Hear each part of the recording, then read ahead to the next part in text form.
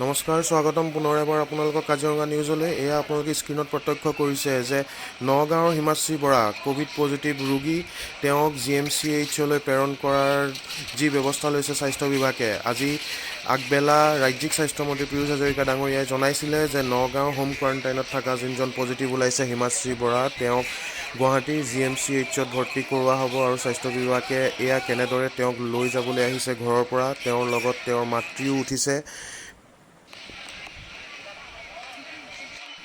নমস্কাৰ, স্বাগতম পুনৰ এবাৰ আপোনালোকক কাজিৰঙা নিউজলৈ। এয়া আপোনালোকে স্ক্ৰীণত প্ৰত্যক্ষ কৰিছে যে নগাঁৱৰ হিমাশ্ৰী বৰা ক'ভিড পজিটিভ ৰোগী, তেওঁক GMCHলৈ প্ৰেৰণ কৰাৰ যি ব্যৱস্থা লৈছে স্বাস্থ্য বিভাগে। আজি আগবেলা ৰাজ্যিক স্বাস্থ্যমন্ত্ৰী পীযুষ হাজৰিকা ডাঙৰীয়াই জনাইছিলে যে নগাঁও হোম কোৱাৰেণ্টাইনত থকা যোনজন পজিটিভ ওলাইছে হিমাশ্ৰী বৰা, তেওঁক গুৱাহাটীৰ GMCHত ভৰ্তি কৰোৱা হ'ব আৰু স্বাস্থ্য বিভাগে এয়া কেনেদৰে তেওঁক লৈ যাবলৈ আহিছে ঘৰৰ পৰা, তেওঁৰ